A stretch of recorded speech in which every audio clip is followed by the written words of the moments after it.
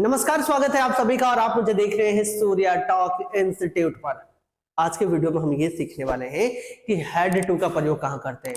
देखिए had to हम सीखने वाले हैं। देखिए जब इसकी हिंदी आएगा तो क्या आता है, पढ़ा, पढ़ी, पढ़े। जैसे मुझे जाना पड़ा, उन लोगों को उसकी मदद करनी पड़ी, हमें उसका इंतजार करना पड़ा, ऐसे में हम लगाते हैं हैड टू। ऐसे अगर मैं हिंदी को हटा दूं तो बस इतना याद रखना है कि जब हम पास्ट की अपनी कोई कंपल्जन शो कर रहे हैं, पास्ट की अपनी कोई कंपल्जन शो कर रहे हैं तो हम हैड टू का प्रयोग करते हैं। कंपल्जन एक नाउन है और बना है कंपल्सरी से। कंपल्सरी जैसे कोई कोई ऐसी चीज है जिसको करना बिल्कुल जरूरी है, उसको बताते हैं कंपल्जन। तो ऐसे में हम पास्ट की कंपल्जन को शो करने के लिए हैड टू लगाते हैं। और मैंने ऑलरेडी वीडियो बना रखा है कि जब हम प्रेजेंट की कंपल्जन शो करते हैं, प्रेजेंट की कंपल्जन शो करते हैं तो हम कंपल्जन शो करते हैं तो हम हैव टू का प्रयोग करते हैं और हैज टू का प्रयोग करते हैं प्रेजेंट की कंपल्जन को शो करने के लिए। इसका वीडियो मैंने अपलोड ऑलरेडी किया है, अपलोडेड वीडियो अबाउट दिस। और अगर मैंने बताया कि फ्यूचर की कंपल्जन शो करना है तो हम विल के साथ लगाते हैं have to, will have to. Future की कंपल्जन को शो करने के लिए हम विल हैव टू का प्रयोग करते हैं और प्रेजेंट की कंपल्जन को शो करने के लिए हम हैव टू और हैज टू का प्रयोग करते हैं। वैसे ही पास्ट की कंपल्जन को शो करने के लिए हम हैड टू का प्रयोग करते हैं।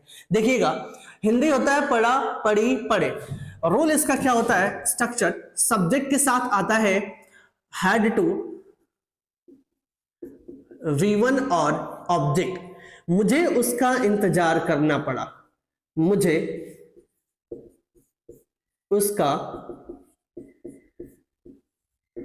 इंतजार करना पड़ा। देखिएगा मुझे का आई हुआ, आई के साथ लगाएंगे हम हैड टू, हैड टू। इंतजार करना का होता है वेट और इसके लिए प्रीपोजिशन लगाते हैं फॉर, वेट फॉर हिम, उसके लिए। एक क्वेश्चन मार्क। तुम्हें उसकी मदद करनी पड़ी, तुम्हें क्या लिखेंगे यू, यू के बाद लगाएंगे had to, had to help him, help him. मुझे उसके साथ बाजार जाना पड़ा या उसको मेरे साथ बाजार जाना पड़ा तो उसको क्या लिखेंगे हम ही के साथ लगा देंगे हम had to, had to, had to हो गया। अब लिखेंगे यहां से गो टू मार्केट, मार्केट। तो चलिए अब हम इसका नेगेटिव देखते हैं। नेगेटिव में क्या होता है, सब्जेक्ट के बाद लिखना होता है डिड नॉट, उसके बाद जो हैड टू है ना उसको हैव टू में बदल देते हैं, फिर V1 लगा के ऑब्जेक्ट लगा देते हैं।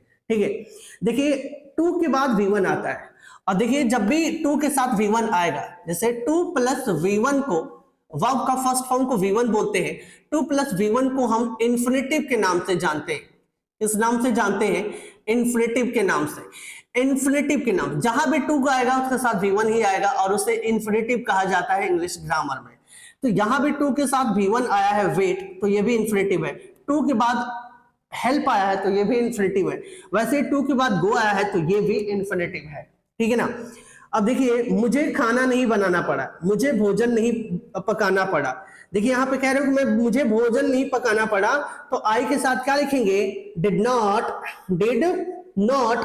अब लिखेंगे यहाँ पे have to cook food, cook food.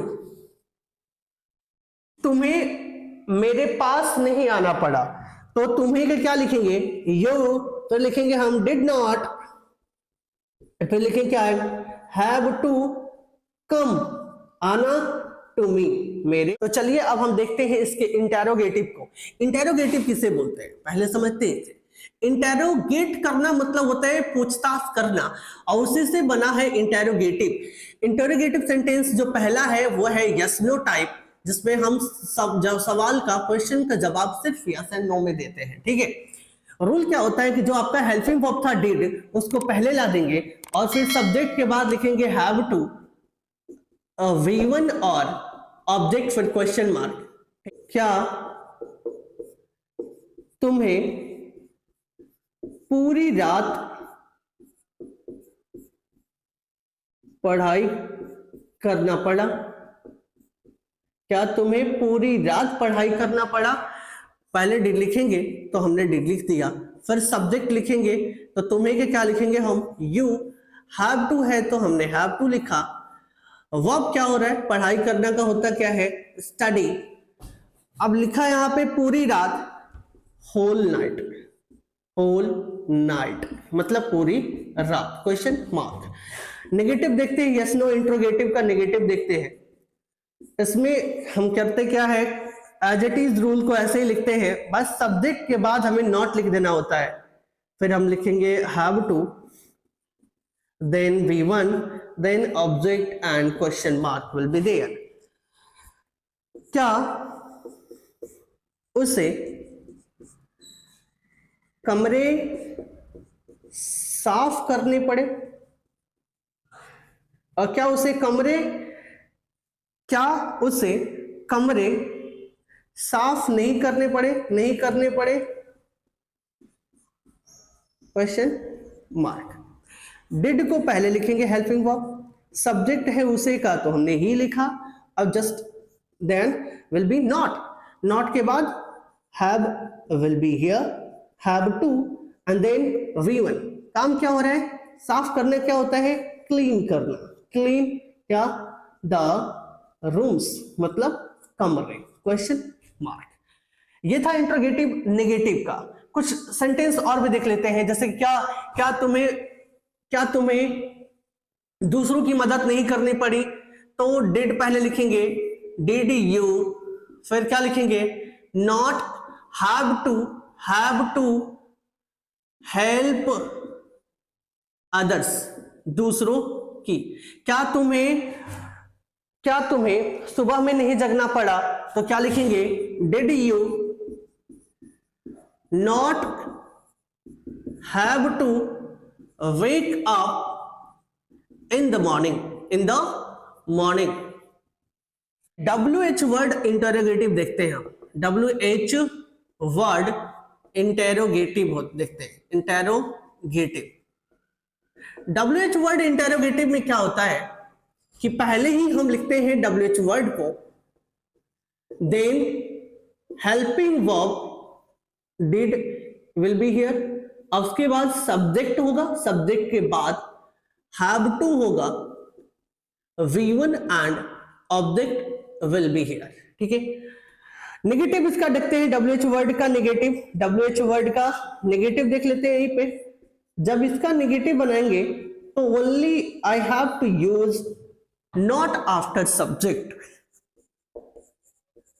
WH word and did will be here, then subject, then not and have to, V1 object and question mark will be here। ठीक है। तुम्हें बाजार किसके साथ जाना पड़ा? किसके साथ जाना पड़ा, क्वेश्चन मार्क। ठीक है। WH वर्ड किसके साथ? With whom. किसके साथ का इंग्लिश होता है? With whom. And did, then subject कौन है यहां पे? तुम्हें कहूंगा यू। हैव टू है तो हैव टू। वर्क क्या हो रहा है? जाना, बाजार। Go to market. एक और एग्जांपल देखते हैं, उन लोगों को कहां रुकना पड़ा। कहां के लिए हमने लिखेंगे वेयर, डिड लिखेंगे हेल्पिंग वर्ब, उन लोग का क्या होगा? दे होगा। अब क्या लिखेंगे? Have to stay, where they have to stay. This video is all about showing past compulsion, and I have already uploaded a video that is all about future compulsion, and another video will be there that is all about present compulsion. And I want to remind you all that if you want to show your compulsion in past, you have to use had to, and if you want to show your compulsion in present, you have to use have to and has to. Showing compulsion in future, you need to use will have to. I will meet in the next video with a new topic. Till that, take care. Bye.